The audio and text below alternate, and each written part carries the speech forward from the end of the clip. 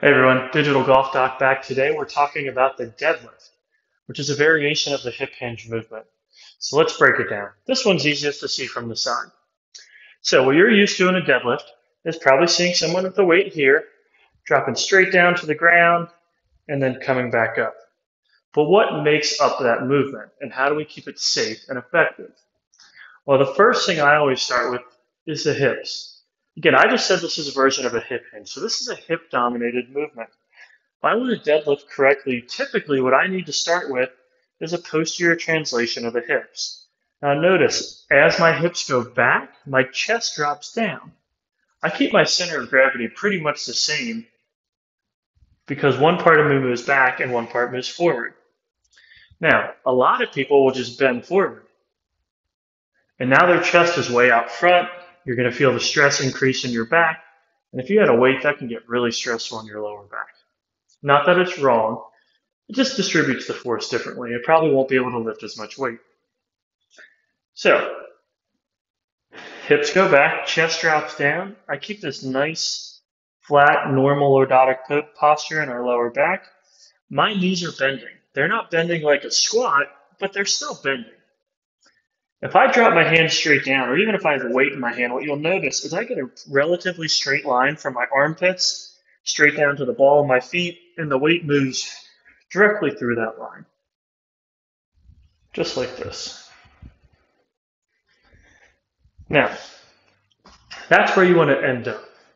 There's another thing I like to tell people, just about your intent for the movement and your thought process, because that can make a difference where you feel it. Sometimes at the bottom of this position, people come up and they tell me they feel their lower back. Feeling your lower back is not always bad, but we don't want to be overwhelmed with force in our lower back with a deadlift. So I always say the tension in your abs should match the tension in your back. Again, we want this area to stay relatively still. If it's still, then whatever force I create here has to be counteracted by here.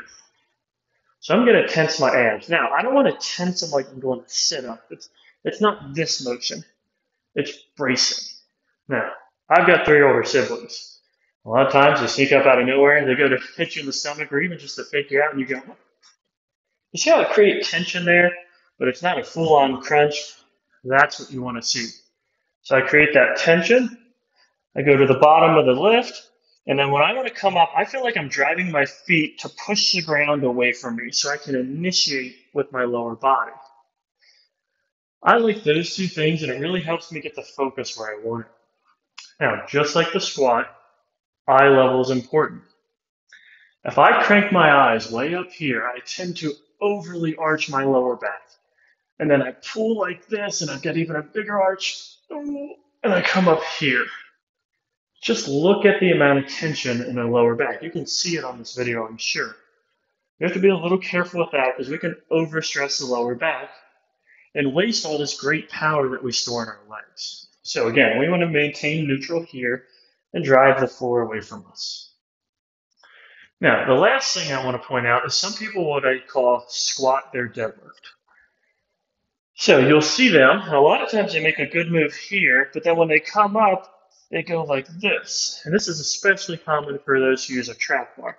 So they end up kind of here. They're halfway between a deadlift and halfway between a squat. It's not bad, it just isn't going to target the muscles a deadlift is supposed to target, mostly the hamstrings and the glutes. So if you ever see someone feel like they're having trouble organize the weight and get it around their knees, they're probably starting to squat that deadlift. And instead of dropping here, they're going with increased knee bend. So what I always say is try and feel the tension building your hamstrings. At this bottom position, your chest is going to be facing toward the ground. Maybe not completely parallel to the ground, but pretty close. Again, that's going to keep the stress through this musculature, which is what the deadlift is supposed to strengthen. So I hope that makes sense to you, and I hope you can make some of those adjustments to make things feel a little bit better if the deadlift hasn't been going well for you. If you have questions or pain, or you just want me to take a look at your form, check out my email, digitalgolfdoc@gmail.com. Send a video over. I'm happy to critique it for you and try and help you make the corrections you need to. Thanks for listening, and we'll see you next time to break down some other movements.